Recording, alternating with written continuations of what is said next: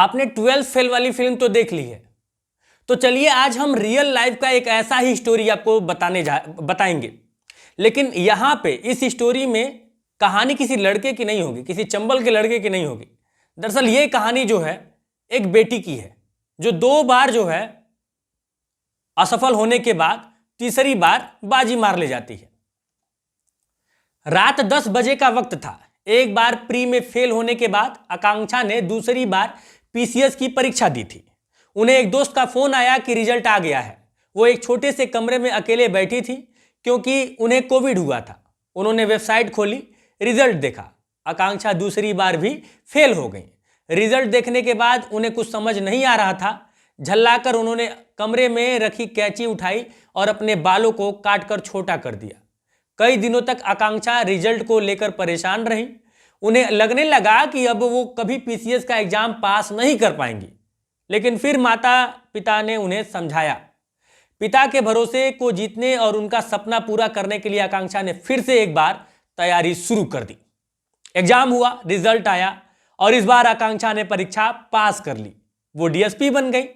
उन्होंने बताया कि पीसीएस तक के सफर में क्या क्या उनको दिक्कतें हुई। तो चलिए पूरी कहानी को समझने का प्रयास करते हैं, शुरू से लेकर अब तक। शुरुआत उनके बचपन से करते हैं। महाराजगंज का फरेंदा इलाका, यहां एलआईसी एजेंट रमाकांत के घर एक बेटी का जन्म हुआ। नाम रखा आकांक्षा। आकांक्षा परिवार में सबसे बड़ी थी। उनके पैदा होने पर पिता बहुत खुश हुए थे कि उनके घर बेटी हुई है। उन्होंने जब आकांक्षा को पहली बार गोद में लिया तो बोला कि ये तो मेरा करोड़पति बेटा पैदा हुआ है। आकांक्षा आगे बताती हैं कि उन्होंने हाई स्कूल तक की पढ़ाई फरेंदा से ही की। उसकी बाद की पढ़ाई के लिए वो गोरखपुर जाना चाहती थी। वो कहती हैं कि फरेंदा एक छोटा सा टाउन है, वहाँ ज़्यादातर लड़कियाँ एक समय के बाद पढ़ाई छोड़ देती हैं और बाकी वहीं रहकर पढ़ाई करती हैं। लड़कियों के बाहर जाकर पढ़ने का कल्चर वहाँ था ही नहीं। वो कहती हैं कि उन्होंने जैसे ही अपने परिवार में बाहर जाकर पढ़ने की बात कही, सब परेशान होने की जगह खुश हो गए। आकांक्षा पढ़ने में अच्छी थी, इसलिए वो चाहते थे कि वो टाउन से बाहर निकलकर आगे की पढ़ाई करे। इसके बाद आकांक्षा से गोरखपुर से आगे की पढ़ाई करती हैं। यहाँ डिप्लोमा किया। इसके बाद झांसी से बीटेक करने चली गई। आकांक्षा बताती हैं कि जब वो छोटी थी तो उनके मार्क्स बहुत अच्छे आते थे। कई बार परिवार में लोगों ने कहा कि सिविल की तैयारी कर लो, लेकिन उस वक्त उन्होंने इस बात को सीरियसली नहीं लिया। इंजीनियरिंग वाले नहीं लेते हैं।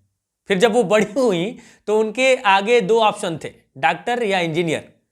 इसलिए उन्होंने बीटेक किया। इसके बाद कई एग्जाम्स दिए लेकिन सफलता नहीं मिली। इसलिए उन्होंने बैंकिंग और एसएससी की तैयारी करना शुरू कर दिया। वो बताती हैं कि एक बार कोचिंग में टेस्ट हुआ। उस टेस्ट में उनके बहुत अच्छे नंबर आए। जनरल अवेयरनेस में उन्होंने बहुत अच्छा परफॉर्म किया। वो क्लास में थी, टीचर्स के सवालों का जवाब देती थी। इसलिए उनकी एक टीचर ने उनसे कहा कि उन्हें पीसीएस की तैयारी करनी चाहिए। टीचर ने मोटिवेट किया कि आकांक्षा की पर्सनालिटी और नॉलेज एक ऑफिसर की तरह है, इसलिए उन्हें पीसीएस के बारे में सोचना चाहिए। आकांक्षा कहती हैं कि अब तक उन्होंने पीसीएस की तैयारी के बारे में कभी सोचा ही नहीं था, इसलिए इतना बड़ा फैसला लेने की उनकी हिम्मत नहीं हो रही थी। आकांक्षा को समझ नहीं आया तो उन्होंने अपने परिवार से इस बारे में बात की। उन्हें लगा परिवार परेशान हो जाएगा, सवाल पूछेगा, लेकिन हुआ उसके उल्टा।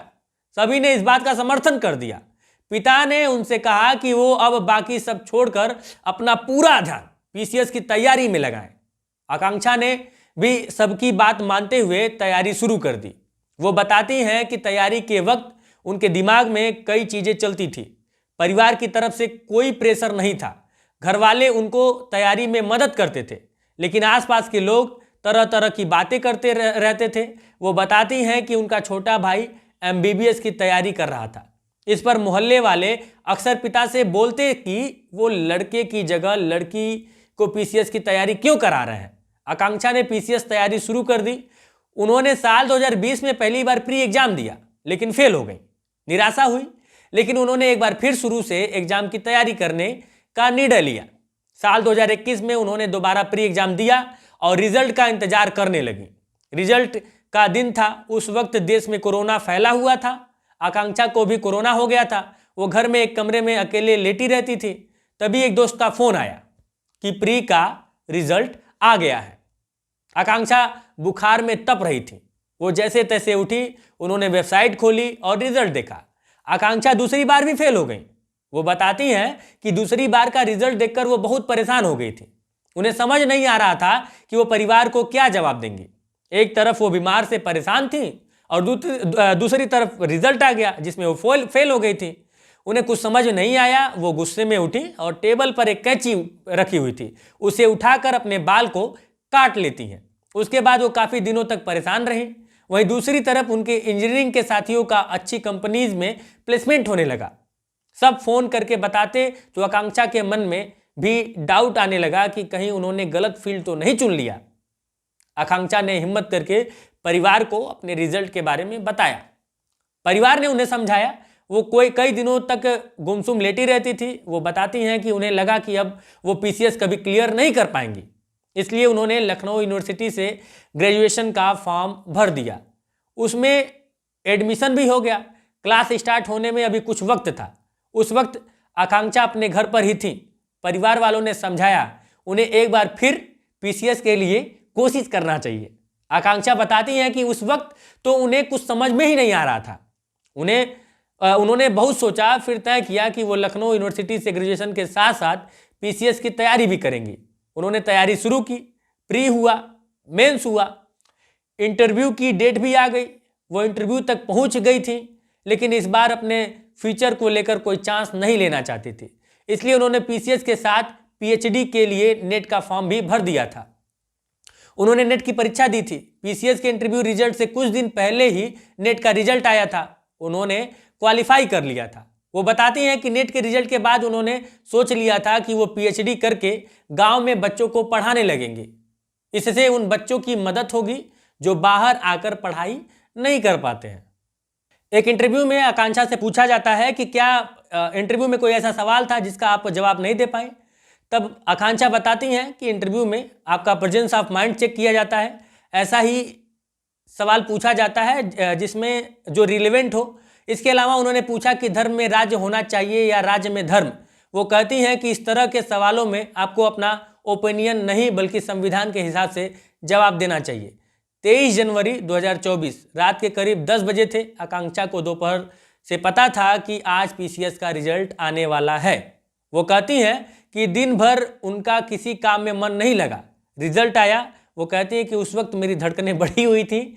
यह रिजल्ट मेरे भविष्य का फैसला करने वाला था। मैंने डरते हुए रिजल्ट देखा।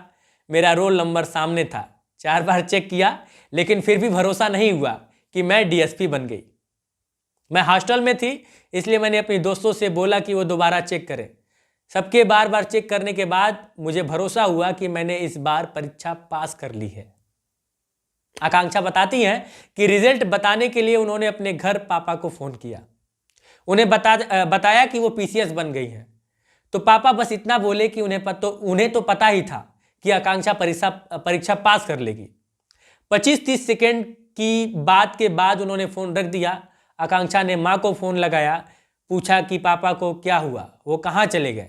माँ ने बताया कि वो फ़ोन पर तो कुछ नहीं बोले, लेकिन इतने खुश हुए कि भागकर परिवार में सबको बताने चले गए, जैसा 12th फेल मूवी में हुआ था कि आकांक्षा पीसीएस बन गई।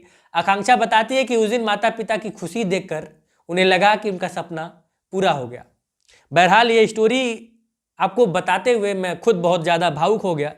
जब बेटियां पैदा होती हैं तो कई सारे लोग हैं, अब तो ये कम हो गया, लेकिन पहले बहुत ज़्यादा ऐसा हुआ करता था।